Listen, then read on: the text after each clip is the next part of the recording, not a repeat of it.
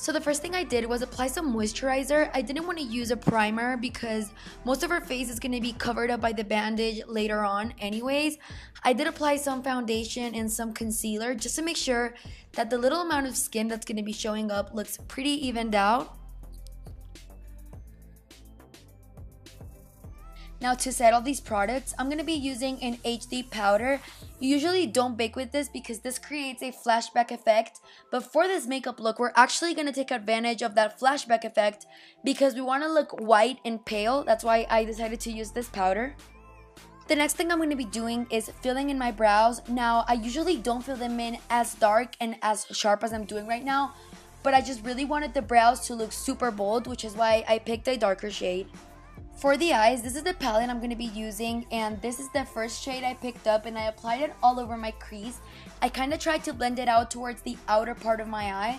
And the next color I picked up was this darker purple shade, and I applied it on my crease as well, just to kind of darken up the look a little bit. What I always tell people on Halloween is that you really don't have to have a perfectly blended eyeshadow. It doesn't have to look perfect. Just get creative, have fun with it, because after all, it's Halloween. For my lid, I applied in the outer corner a black shadow, and for the inner corner, I applied like a light shimmery shade. I thought it looked really nice with the whole look I was going for. The next thing I did was my eyeliner. Now for the upper lash line, it was super easy. I just did the eyeliner as I normally do and I winged it out. Then I brought it in a little bit towards the inner corner of my eye. Now for the lower lash line, it was a bit harder.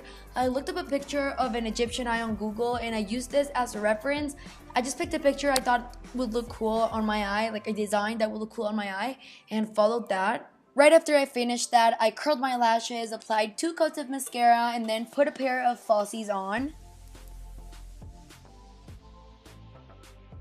Moving on to the mouth, I'd say this is the hardest part of the tutorial, so really take your time doing it and be patient.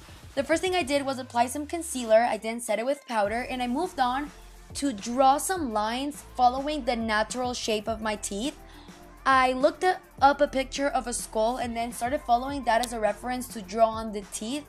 At the beginning, they're not going to look like teeth. You really got to be patient, start adding shadows, and as you do this, you'll start noticing the look is going to start coming together. As you guys can see, I used a very fine detailed brush to apply the darker shadows first. I feel like this way is easier because you can kind of see how the shape is going, what you want to change, and what shadows to add to make sure they look more realistic. Once I was happy with how they looked, I moved on to apply some white face paint onto the teeth. I then used my fingers to kind of smudge the paint in both the bottom and top teeth so that it looked like the teeth faded into the skin. Once I was done with that, I went back again with the black shadow and added a little bit in certain areas where I wanted to darken it up a little bit. I then grabbed some brown shadow and applied it in the outer part of the teeth. I did this because I thought it looked nice, and at the end, it complemented the look very well. I then grabbed a little bit more of that brown shadow, applied it in my contour area, and brought it down towards my cheek.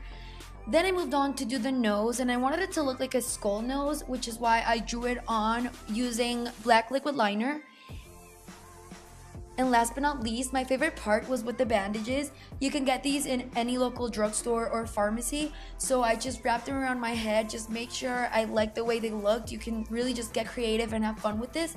And then to make sure they looked kind of dirty, I applied a little bit of brown shadow on top. And that's it for the makeup.